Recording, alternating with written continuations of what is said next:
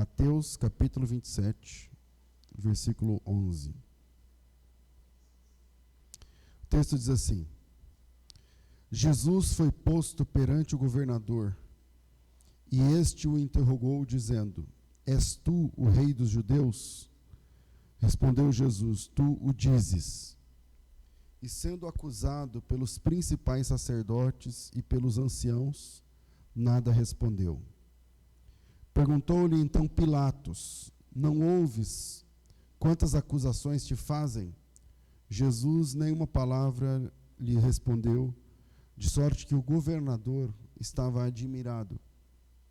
Ora, por ocasião da festa, costumava o governador soltar um preso, escolhendo o povo aquele que quisesse. Tinham então um preso muito conhecido, chamado Barrabás. Portanto, estando eles reunidos, perguntou-lhes Pilatos: Qual quereis que vos solte? Barrabás ou Jesus, chamado Cristo? Pois sabia que por inveja o haviam entregado. E estando ele no tribunal, sua mulher mandou dizer-lhe: Não entre na questão desse justo, pois num sonho muito sofri por causa dele. Mas os principais sacerdotes e os anciãos o persuadiram a multidão a que pedissem Barrabás e fizessem morrer a Jesus. E de novo perguntou-lhe o governador: Qual dos dois quereis que vos solte? Responderam eles: Barrabás. E disse-lhes Pilatos: Que farei então com Jesus, chamado Cristo? E disseram todos: Seja crucificado. Pilatos, porém, lhes perguntou: Que mal fez ele? E eles clamavam: Seja crucificado. Então Pilatos, vendo que nada conseguia, antes o tumulto crescia, tomando água, lavou as mãos diante da multidão, dizendo: Eu estou inocente do sangue deste homem. A responsabilidade é vossa. E respondeu todo o povo: O seu sangue caia sobre nós e sobre os nossos filhos. Então lhe soltou a Barrabás, mas tendo mandado açoitar a Jesus, entregou-o para ser crucificado. Amém.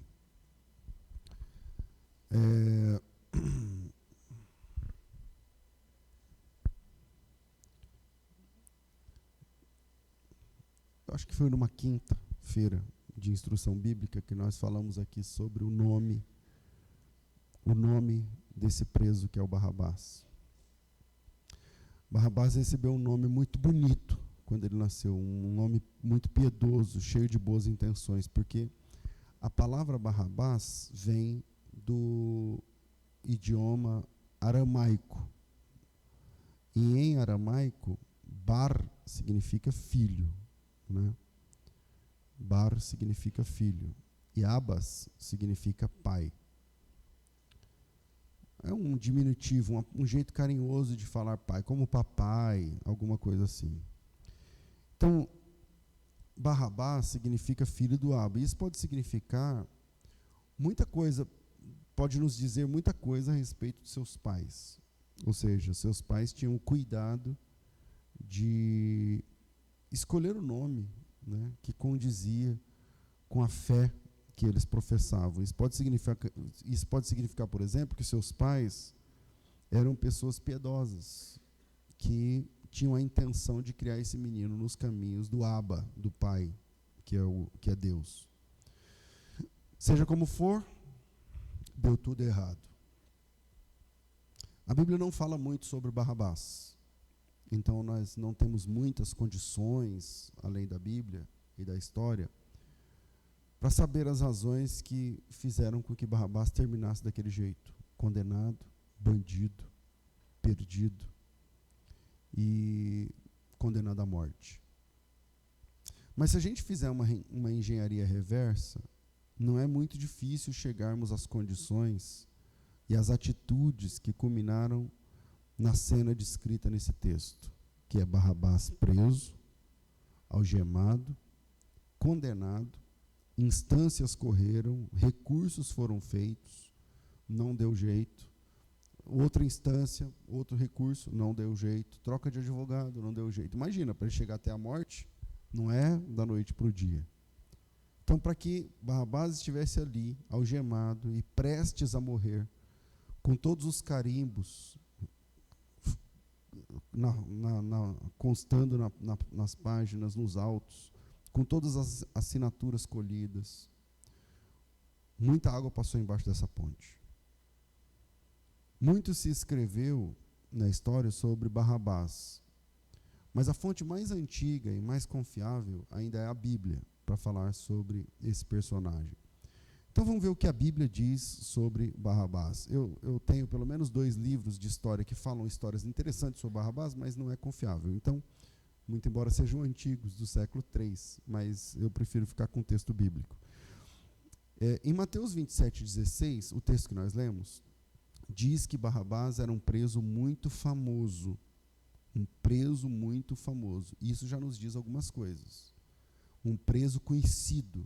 Então, ele era um bandido conhecido.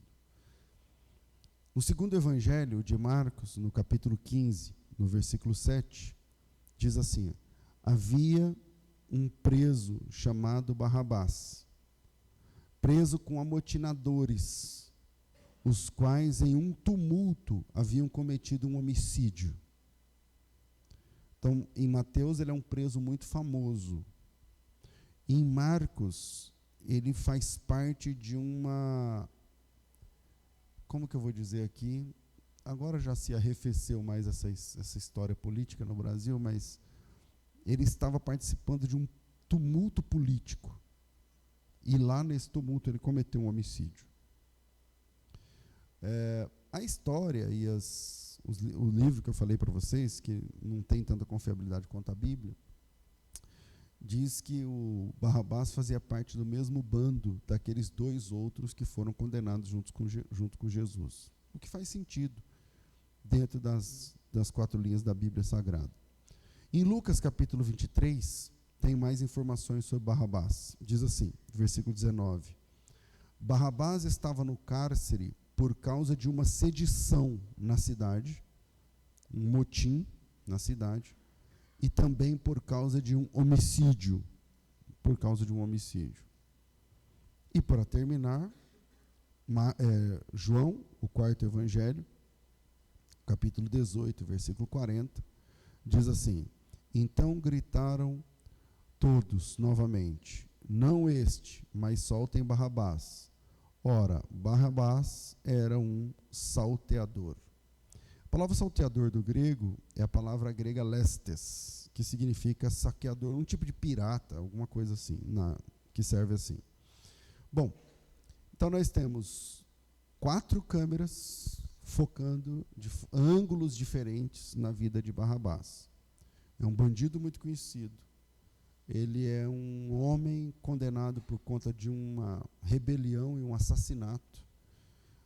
O 3º evangelho, ele comete um assassinato no meio de uma rebelião, de uma revolta. E em João, capítulo 18, também diz que ele era um ladrão. Então, pouco antes da prisão de Jesus, houve uma espécie de insurreição, um tumulto, em que vários romanos haviam sido mortos num aqueduto em Jerusalém. Isso quem vai contar é a história, não está na Bíblia esse fato. Barrabás estava envolvido nessa rebelião. E com o povo da cidade, como o povo conhecia muito bem Barrabás, é possível que ele fosse uma espécie de líder dos rebeldes, porque ele é chamado no 1º evangelho de um preso muito famoso. Então, quem é um preso famoso que participa de uma rebelião? O cabeça. Quem é o mais famoso que participa de um ato rebelde? É quem lidera. Não é? Então, é possível que Barrabás fosse uma espécie de líder de um bando que foi capturado, condenado, julgado. Houveram aí as sentenças, recorreram mais sentença e recorreram mais instâncias, as instâncias subiram, e o bando de Barrabás foi condenado. Por isso ele era tão famoso, por ser um libertário, um rebelde contra o governo romano. Não é muito difícil entender por que escolheram Barrabás ao invés de Cristo, porque ele era famoso, porque ele gritava pelo povo, porque o anseio era de liberdade, essa coisa toda.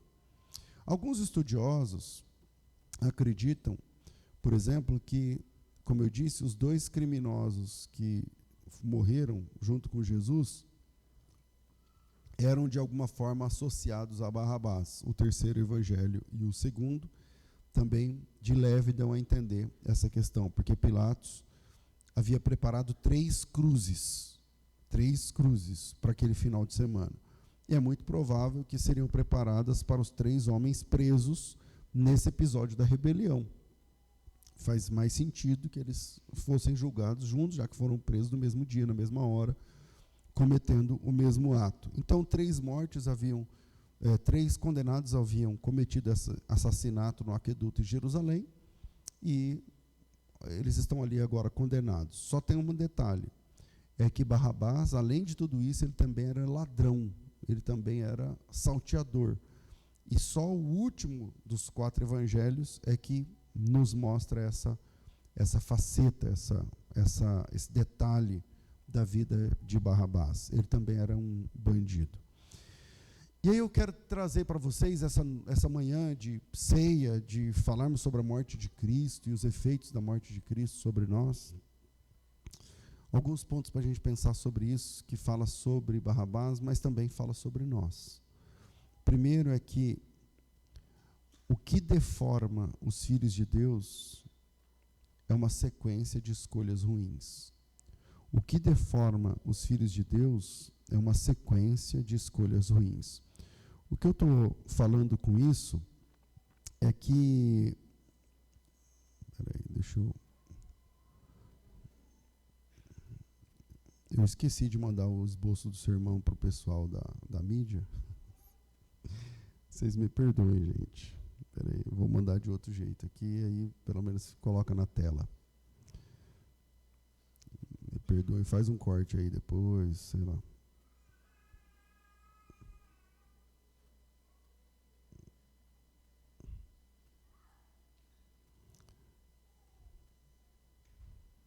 Vê se vocês conseguem depois fazer um corte. Eu mandei para a Sirleide. Então, voltei.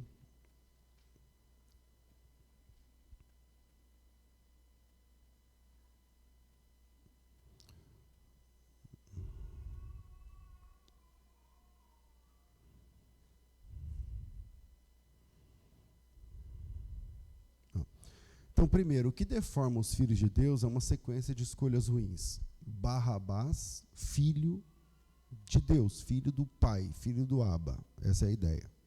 Quando esse menino nasceu, o pai, a mãe, falaram, ele vai chamar Barrabás, ele vai chamar filho do papai, filho do Abba, filho de Deus. Mas o que transforma esse filho de Deus num bandido condenado? Presta atenção. O que transforma um filho cujo nome foi escolhido com tanto carinho, cuja criação foi feita com tanto cuidado, num desgraçado condenado, bandido, assassino, ladrão, e condenado justamente? Esse menino não nasceu bandido. Ninguém nasce bandido. Esse menino, quando nasceu, ganhou beijos dos pais. Esse menino ganhou carinho. Esse menino teve o nome escolhido para a glória de Deus, mas agora está no tribunal, agora está sentenciado, agora está condenado, agora está prestes a cumprir a pena capital. E o que aconteceu com aquele garoto que ajudava em casa, que tinha hora para tomar banho, que beijava a mãe ao sair, que pedia bênção, o que aconteceu para aquele garotinho, o Barrabás, dócil, amável, que frequentava a religião, eu não vou falar igreja, na época eu não falava igreja, é a sinagoga. O que aconteceu para que ele se transformasse num monstro moral, capaz de tirar uma vida, de saquear uma loja, de quebrar uma trinca de uma... Vocês já pararam para pensar como o ladrão, ele tem que ser corajoso? Eu não me vejo... Se está uma coisa trancada, você vai lá e quebra, e invade, e entra, e sem saber o que tem lá dentro. O que aconteceu para que aquele garoto se transformasse num ladrão, se transformasse num trombadinha, se transformasse numa pessoa que mata outra pessoa, que saqueia lojas, que lidera uma rebelião, que pega armas. Olha, isso é mais complexo do que parece, porque não é da noite para o dia. Se tem alguém aqui que já viveu a vida do crime, sabe melhor que eu. Não é da noite para o dia. Você não dorme pedindo bênção para o seu pai e para sua mãe e amanhece cometendo um roubo. Você não se deita lendo um salmo, fazendo uma oração e acorda matando uma pessoa, tirando uma vida.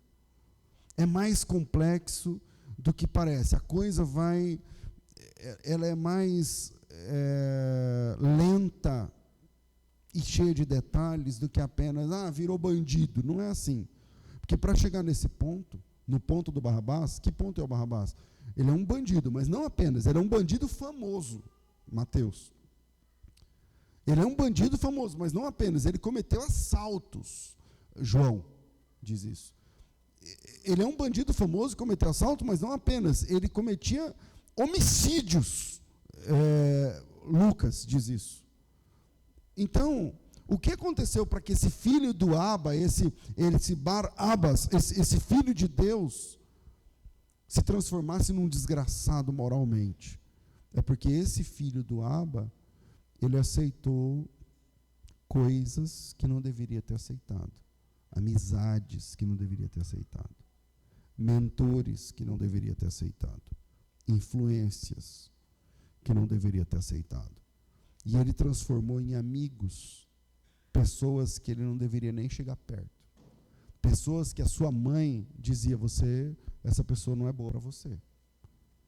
E ele transformou em referências pessoas que o seu pai, sua avó dizia, eu não quero você falando desse jeito, eu não quero você andando com essa roupa, eu não quero você andando com essa pessoa, eu não quero você ouvindo esse tipo de música, eu não quero você lendo esse tipo de coisa, eu não quero vendo você assistindo esse tipo de canal, eu não quero ver você seguindo esse tipo de coisa na internet, eu não quero. Com certeza, sua mãe, seu pai, seus avós, à mesa, já haviam falado com ele sobre as más companhias, sobre as más influências. Quem aqui é pai ou mãe? Levanta a mão. Beleza, baixou. Quem aqui já falou com seus filhos sobre má influência? Levanta a mão. Todos, meu Deus do céu. Com certeza, seus pais já haviam falado sobre o pessoal da outra rua, ou sobre o pessoal da outra vibe, ou sobre o pessoal da outra tribo, sobre o comportamento dos garotos, mas parece que não adiantou. É impressionante como parece que tem uma fase que os filhos, os nossos filhos, ou a gente, quando a gente era só filho e não tínhamos filhos, é impressionante como parece mais sedutor a vida errada. O jeito errado de ser gente, o jeito errado de conviver, o jeito errado de falar, o jeito errado de ouvir música, o jeito errado de se vestir. É impressionante. O pai e a mãe são as pessoas que mais amam aquele filho, mas parece que na hora da escola, na hora da brincadeira, na hora, ele vai para. É um ímã que puxa para o lado que não presta. E são escolhas. São escolhas. Eu me lembro no dia hoje, que eu já sou adulto e pai e velho, eu sei de um dia na minha vida. O dia em que meu primo me influenciou, eu fiz isso sozinho, mas ele que me influenciou para eu matar a aula, eu matei a aula e fomos ao tal do fliperama. Não sei se aqui teve essa febre de fliperama. E fomos ao fliperama. Nada contra jogo, eu gosto de jogar videogame e tal. Só que o problema é que lá era o pessoal, na minha cidade, tá? Que fumava maconha. Aí quando eu cheguei lá, aí eu joguei um jogo, joguei outro jogo, eu não tinha dinheiro, ele me dava as fichas, ele era mais velho. E aí veio a hora do cigarro. Aí eu não quis. Aí como eu não quis o cigarro, eu não fui aceito no grupo. Como eu não fui aceito no grupo, fui embora. Então só foi uma vez. Por isso hoje eu estou aqui falando com vocês e ele está na prisão, ele está preso. E esse meu primo, o Luciano, ele passou mais tempo preso do que solto. São escolhas.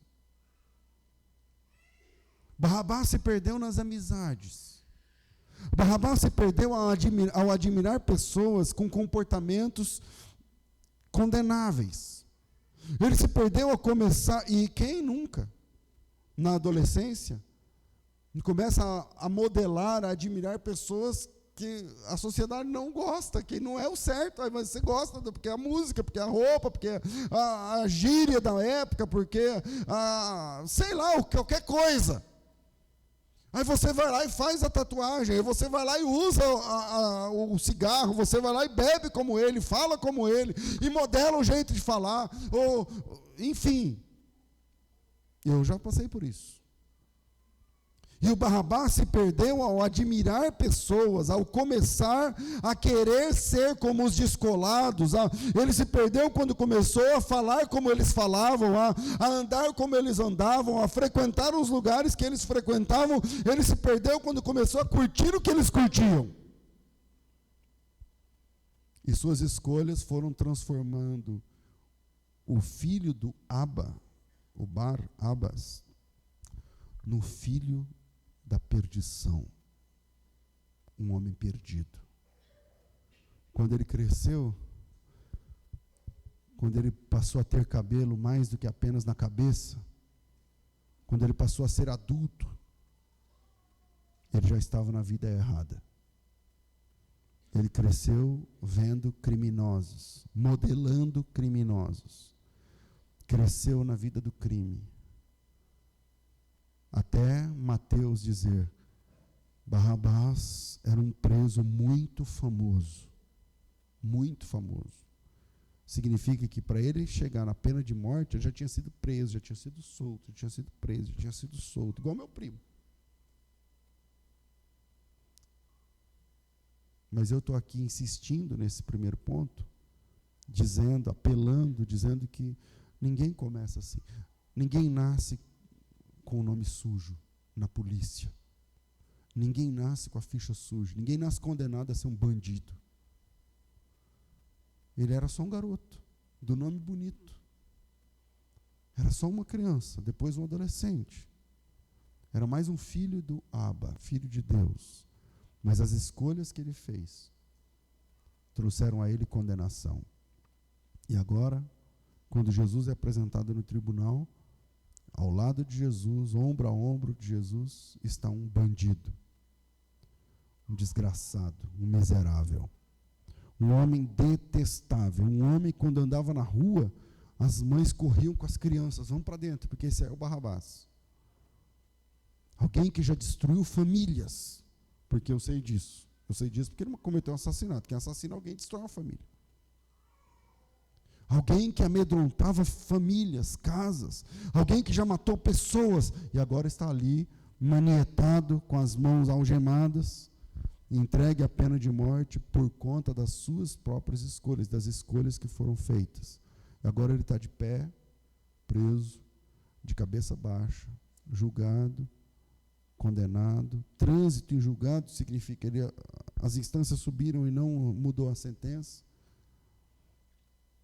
Condenado por conta da vida que ele mesmo escolheu. Segunda coisa nesse assunto da condenação de Barrabás, quando Jesus chega, existe uma saída para todos os condenados. Quando Jesus chega, significa que existe uma saída para todos os condenados. Porque, na moral, espiritualmente falando, a vida do Barrabás é a nossa. Eu não estou falando que você é bandido da ficha suja, que você matou gente. Eu estou dizendo que espiritualmente, o que aconteceu com Barrabás aplica-se a mim. Aplica-se a você. Porque assim como Barrabás, nós nascemos numa família cheia de boas intenções e tal, mas as nossas escolhas, os nossos pecados, as nossas predileções, nos transformaram em pecadores. Pecadores de verdade. Não estou falando pecador no sentido lato, né? Que não, todos pecaram, né? Então eu também estou aí e tal. Não. A gente é pecador mesmo. Porque a gente cometeu os nossos próprios pecados. Pecados dos quais dá vergonha de falar aqui. Todos vocês, de mim aqui até você, a última pessoa que está aí ouvindo essa palavra, ou quem vai ver depois, tem capítulos, fatos na vida que dá vergonha de contar. De pegar o microfone e falar, pastor, não, eu posso contar tudo. Não pode. Porque em Romanos capítulo 5, a Bíblia diz que a morte passou a todos, até mesmo aqueles que não eram pecadores com base no pecado de Adão. Sabe o que o Paulo está dizendo? Ele está dizendo o seguinte, tudo bem, nós herdamos o pecado de Adão, essa é uma outra questão aí da teologia, mas não é por causa do pecado que você herdou de Adão que faz você pecador apenas, você tem os seus próprios pecados. Existe uma saída para todos os condenados. O condenado sem esperança, que é o Barrabás, o que faltava para o Barrabás? Cumprir a pena. Ele não estava lá para ser novamente julgado, o julgamento já tinha acontecido. A cruz já estava pronta, o dia já estava marcado, a hora já estava marcada, os soldados já estavam ali. O condenado sem esperança é o condenado de última instância. Imagina o corredor da morte, era aquilo. É o condenado cuja sentença não cabe mais apelação, não tem mais páginas, não tem mais instâncias, não tem mais tribunais. O que resta é cumprir a pena. E naquele dia haviam 3 bandidos na mesma situação, prontos para cumprir a pena, no caso a pena é a capital. Ou seja, acabaram os advogados, acabaram as instâncias, acabaram os carimbos, acabaram as assinaturas, acabaram os recursos, acabaram as esperanças, os trâmites foram concluídos, as assinaturas colhidas, os martelos foram batidos, os carimbos já estavam em ordem, as mães já tinham chorado, já tinha acabado, haviam acabado todas as esperanças, todas. Exauridas todas as possibilidades. Ninguém mais podia salvar aqueles 3 homens condenados. Acabou! E assim estavam aqueles 2 bandidos que foram mortos do lado de Jesus, e o terceiro, e parece, pelos textos que nós analisamos no começo, o líder, o famoso, aquele que era o mais famoso. Por exemplo, a Bíblia não fala o nome dos 2 bandidos que Jesus morreu ao lado. Na tradição, eu sei que o nome de um deles é Cleopas, mas acho que é Cleopas, não é? Não, Dimas, desculpa, Dimas. Quem é Cleopas? Cleopas é um dos do caminho de Emaús, me perdoem. Então, pela tradição, eu sei que o nome de um deles é Dimas, mas a Bíblia não diz. Isso é a tradição. Pastor, a tradição é confiável nesse caso? É confiável, é possível que seja Dimas mesmo. Mas a Bíblia mostra Barrabás nos 4 evangelhos. E a Bíblia diz que Barrabás era um preso, um condenado muito importante. Significa que é possível que Barrabás seja inclusive o líder daquela turma. E isso se torna mais claro à medida que você vai lendo a Bíblia, porque quando eles perguntam se Jesus ou Barrabás, todo mundo quer o Barrabás. Por quê? Porque ele é um libertário. Ele está contra Roma, enfim. Ali estavam aqueles 3 condenados, falidos, vencidos, sentenciados, sozinhos e sem esperança. E agora chega Jesus. E aqui está Jesus entre bandidos. Jesus que nunca fez mal a ninguém, entre bandidos, entre vagabundos, entre os párias da sociedade. Veja que interessante, Jesus termina a sua saga terrena entre vermes humanos. Jesus dá os seus últimos suspiros entre condenados. E Jesus termina a sua missão com a ficha suja, cara. Com a ficha suja. Jesus tinha restrição no nome ao morrer. E ele morre entre homens que não tinham mais o direito de viver e que concordavam com essa sentença. Está lá em Lucas. Nós estamos aqui porque os nossos feitos merecem. E aí está Jesus terminando a sua experiência na terra entre condenados. E preste atenção, porque quem sabe essa palavra, a partir desse momento, começa a tratar não só sobre a história, a tradição, mas começa a falar com você essa manhã. Porque se assim como eles, você também não tinha nenhum tipo de esperança de libertação, se assim como eles, você já lutou em várias instâncias diferentes e perdeu e não consegue se libertar,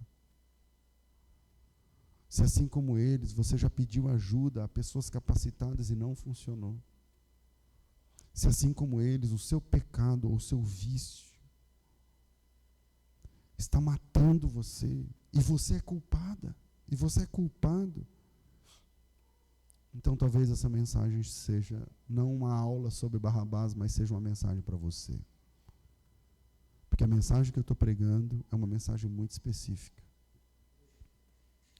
A mensagem que eu estou falando aqui é uma mensagem para condenados.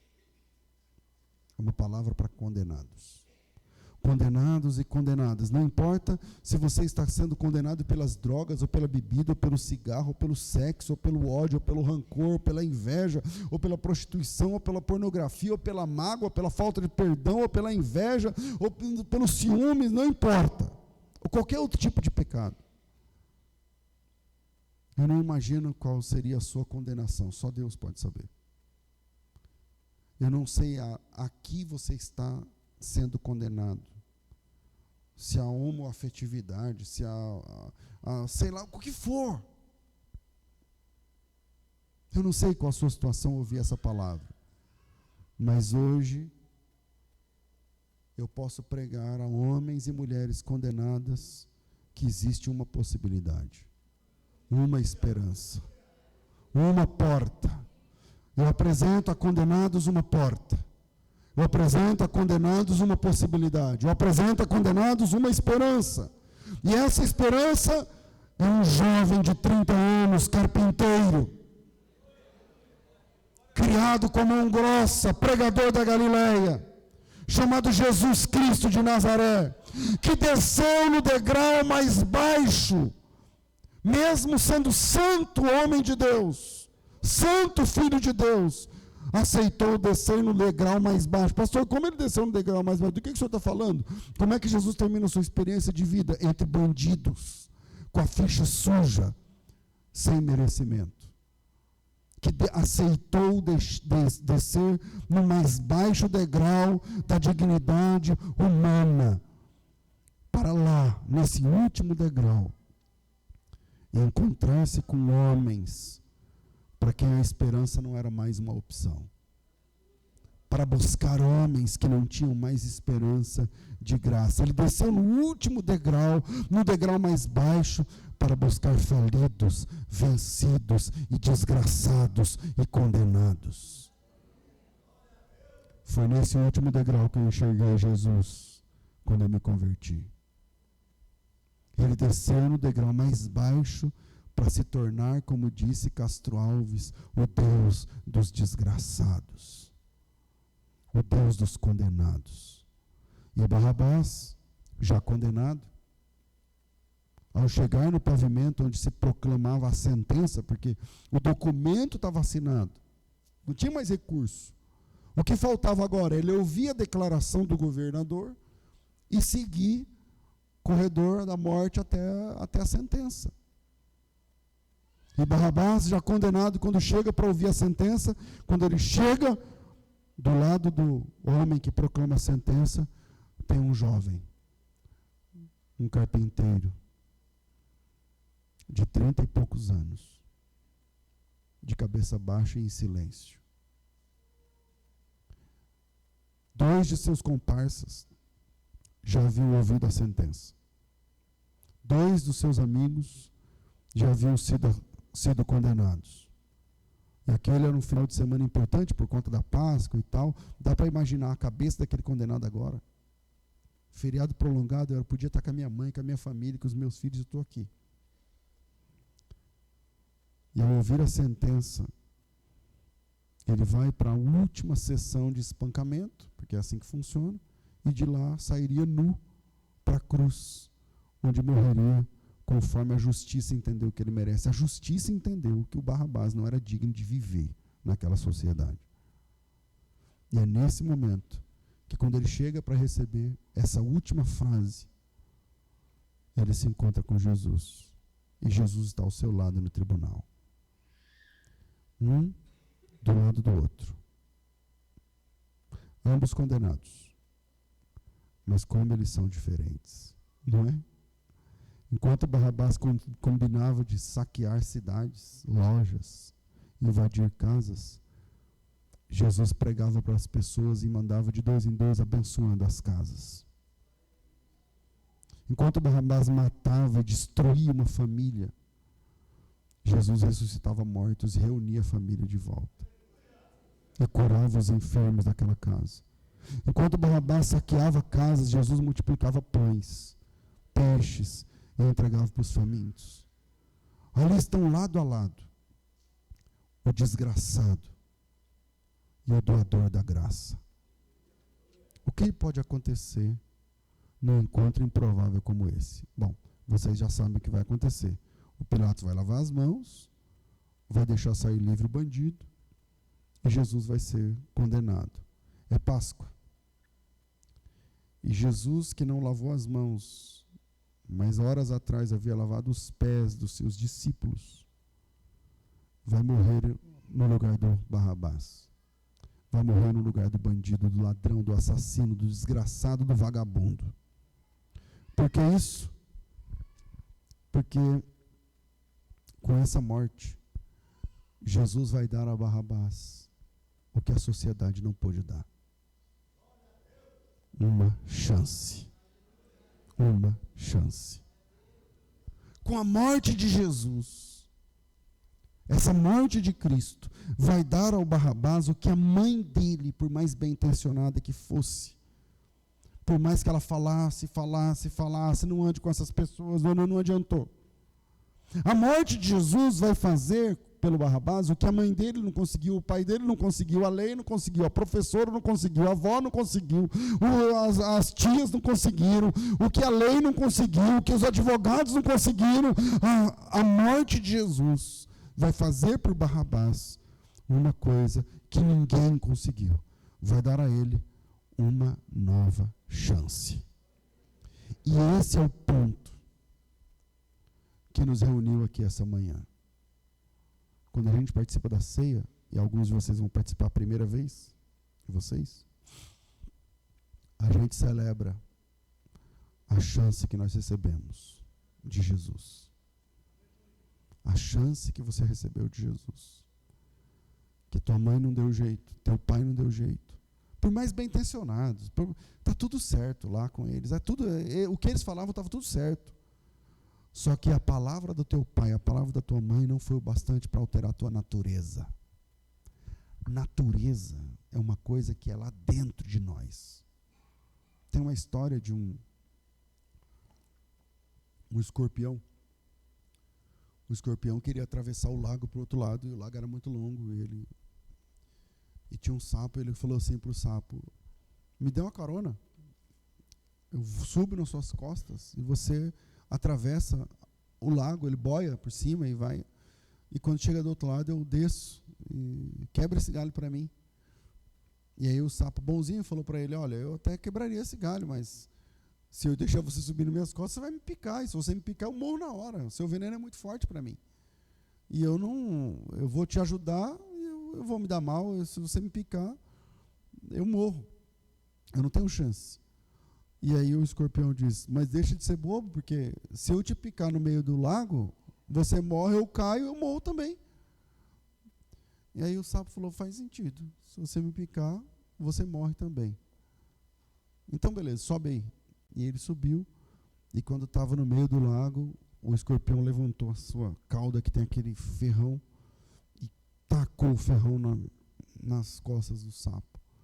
E o sapo, ao receber o veneno, já esticou-se todo com o efeito do veneno e foi virando de barriga para cima e só conseguiu perguntar para ele: por que você fez isso? sabendo que você vai morrer. E o escorpião disse, porque essa é a minha natureza. O que a sua mãe fala é importante. Mas quando a sua natureza é ser pecador, você pode ter a melhor mãe do mundo, não dá jeito.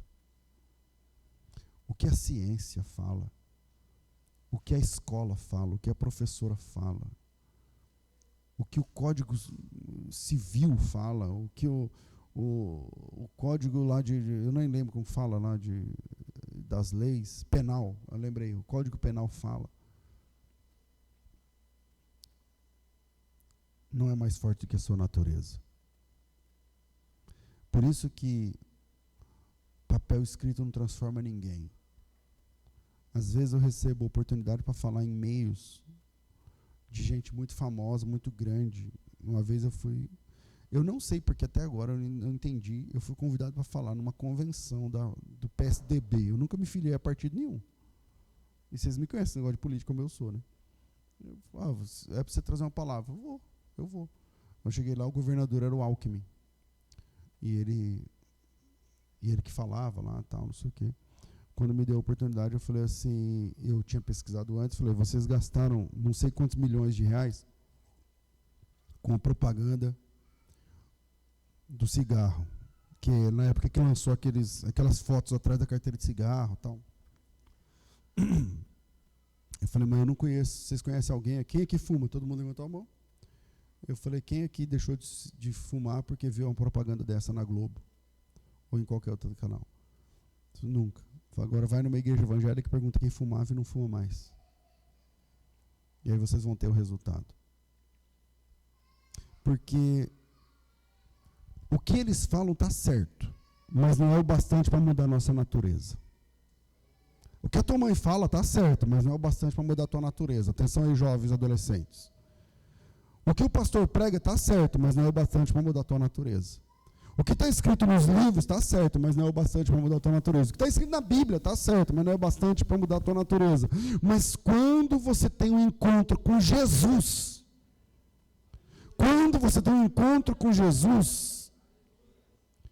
porque Jesus, com a sua morte, não é com a conversa, não é com a aula, não é com um banner, não, é com o seu sangue.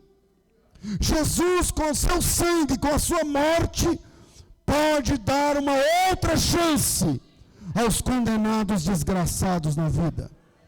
Mas isso só vai acontecer pela morte de Cristo. Isso só vai acontecer com o sangue de Jesus derramado naquele madeiro terrível.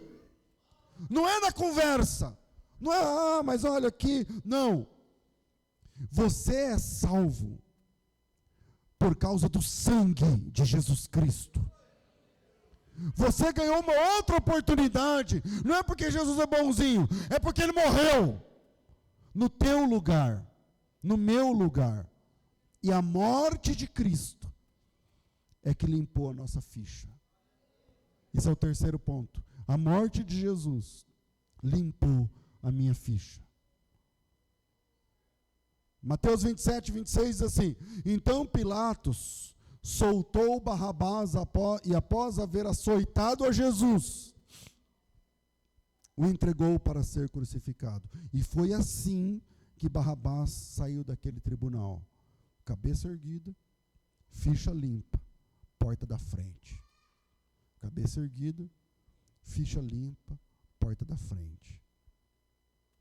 Pega essas três ideias da figura narrativa. Cabeça erguida, ficha limpa, porta da frente.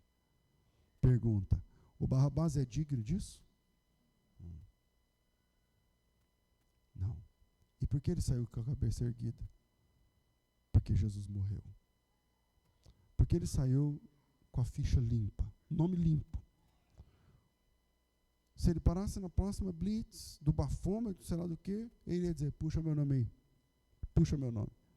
Eu não estou mais procurado. Eu não estou mais procurado. Ficha limpa, cabeça erguida, porta da frente. Barrabás está limpo de novo. Barrabás aproveitou essa oportunidade? Que é a verdade? Não sei. Eu não sei. De novo, a tradição diz algumas coisas, né, tal, mas a Bíblia não diz, então eu não sei. Não sei. Mas não existe só ele de condenado. Quantos eram? 3. Na verdade, eram muito mais que 3. Porque a gente também está nessa. Olhe bem para o texto de Mateus 27 e veja que Jesus está cercado de condenados. E isso continua acontecendo. Barrabás aproveitou a chance? Não sei. Eu aproveitei. Barrabás aproveitou a chance? Não sei. Você está aproveitando a sua? Você está aproveitando a sua chance de se tornar um filho do Abba de verdade. A sua chance de acertar ao invés de errar. A sua chance. Quando Jesus morreu na cruz, 2 dos bandidos do bando estavam um à direita, outro à esquerda e Jesus no meio. E lá em Lucas capítulo 23, versículo 40. Eu acho que é o 40. É o 40. Lá pelas tantas, um dos bandidos olha para Jesus dizendo, falando um monte de impropérios, né? Falando para Jesus, você é filho de Deus, tal. Um dos bandidos sentiu. Presta atenção aqui. É muito interessante. Um dos bandidos sentiu uma coisa diferente. E respondeu assim, você não teme a Deus? Os 2 são condenados. Um, no verso anterior, diz, se você é filho de Deus, não sei o que, desce da cruz e tal. E Mateus, deixa aí em Lucas 23, mas lá em Mateus 27, fala que pela manhã os 2 bandidos xingavam Jesus. Os 2. Aí agora, perto das 3 da tarde, quando já estava escuro, porque o sol escureceu na hora que Jesus morreu na cruz, meio-dia até as 3, um continua xingando Jesus e o outro perguntou, você não teme Deus? E é uma coisa muito interessante, que só quem se converteu vai entender o que eu vou falar agora, porque isso não é de estudar. É assim, quando você está no processo da conversão, momentos, minutos talvez, horas, segundos, eu não sei, antes de você ter a convicção da salvação, acontece uma experiência. O temor de Deus cai sobre a gente. Tem uma coisa que acontece que é um temor na nossa alma. Se você não sentiu esse temor, nem precisa se batizar. Vem o temor de Deus sobre nós. E você fala, meu Deus, então eu estou errado. Então eu preciso mudar de vida, eu preciso de Cristo. Eu preciso ser igual essas pessoas estão falando. Eu preciso ser igual a Bíblia está dizendo. O temor de Deus cai sobre nós. E aí, na manhã, ambos começavam a xingar Jesus. Mas perto das 3 da tarde, acontece esse sinal. O temor de Deus caiu sobre um deles. E aí, quando um está xingando, no verso 40, o outro vira para esse da cruz e fala assim, você não teme Deus? Você não está sentindo? Você não consegue perceber o que a gente estava fazendo até agora? Você não sente o que eu estou sentindo? Você não teme a Deus estando sob a mesma condenação? Esse homem sentiu 2 coisas importantes. Primeiro, o temor de Deus caiu sobre ele. E existe um sinal que a salvação está chegando. O temor de Deus. Você teme Deus. Antes dos joelhos se dobrarem, o temor de Deus cai sobre o pecador. Foi assim com esse homem, foi assim comigo, não foi assim com você? É assim que funciona. É assim que funciona. E a segunda coisa que aconteceu com ele, ele reconheceu o seu pecado em nível pessoal. Que o próximo versículo, ele diz assim, nós estamos, na verdade, com justiça, porque recebemos o que os nossos feitos mereciam. O pecado dele agora não é mais corporativo. Mas a sociedade, mas hoje em dia, mas é porque minha mãe, porque não sei o quê, porque quando eu nasci, porque minha sociedade, porque meu bairro. Não. Esquece isso daí. Um segundo sinal da salvação chegando é que a gente reconhece o pecado em nível pessoal. Ele não culpou o sistema. Ele não culpou a família. Ele não culpou ninguém. Ele disse, os meus feitos merecem isso que eu estou vivendo agora, a morte. Ele disse que aquela condenação era justa. E quando você se sente mal em relação ao seu pecado, isso é sinal de arrependimento. Você não tem que se batizar porque você acha a igreja legal. Você não tem que se batizar porque sua mãe mandou. Você não tem que se batizar porque... Aqui hoje eu vou batizar algumas pessoas que eu vi, que eu peguei no colo. E aí quando é assim eu falo, não, vem conversar comigo, vamos ver. Fiz isso com alguns que estão aqui hoje. Então eu estou falando claramente que quando Jesus vai salvar, quando Ele vai fazer, quando Ele vai libertar, o pecador sente algo sobrenatural. Ele sente algo sobrenatural. Algo que o pregador não sabe transmitir, que é esse temor de Deus. Antes da mudança tem um sinal. E esse sinal não vem com a música. Pode até vir durante uma música, mas não é a música. Esse sinal não tem a ver com o tom de voz. Pode vir enquanto o pregador fala, mas não tem a ver com o tom de voz. Esse sinal não vem com a eloquência de ninguém. Esse sinal é algo sobrenatural. E você não consegue segurar e a lágrima cai. E você não consegue segurar e o coração acelera. E você não consegue segurar, mas a carne treme. E você fala assim, é comigo isso aí. Só pode ser, porque eu estou sentindo isso que o pregador está falando. É isso. É isso. Quando Jesus estava diante de Barrabás, Barrabás foi livre. Cabeça erguida. Porta da frente. Ficha suja. Barrabás era um homem de portas dos fundos. Barrabás era um homem que arrombava casas. Barrabás era um homem que matava pessoas. Agora, Barrabás é um homem de cabeça erguida, de porta da frente, de vida pública. E o que Jesus fez na vida de dois condenados, que não pode fazer na sua vida.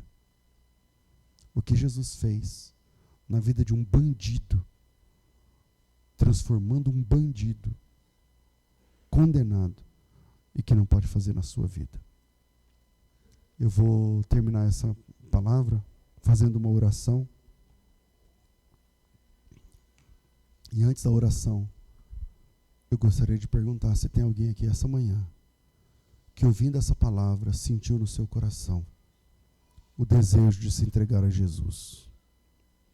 O desejo de entregar a alma a Jesus. De fazer o câmbio, a mudança de vida. Dá um pouquinho mais de som. A mudança de vida. Para que agora ser conhecido ou conhecida como um seguidor ou uma seguidora de Jesus Cristo. Tem alguém aqui essa manhã que deseja entregar a vida a Jesus? Se tiver, dê um sinal com a sua mão. E nós iremos orar juntos. Tem? Vem cá, traz aqui, querida. Glória a Deus.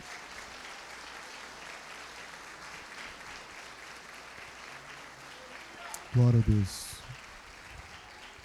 Mais uma jovem nos caminhos do Senhor. Feche os seus olhos. Eu vou perguntar mais uma vez, terminar aqui a minha responsabilidade. Não importa o que você veio fazer aqui hoje. A pergunta é, você quer entregar a sua vida a Jesus? Pastor, eu quero. Então dê um sinal com a sua mão, nós iremos orar juntos. Mais uma? Vem cá, querida. Vem cá, por favor. Glória a Deus, glória a Deus. Glória a Deus. Kelly, ela é o que sua, Kelly?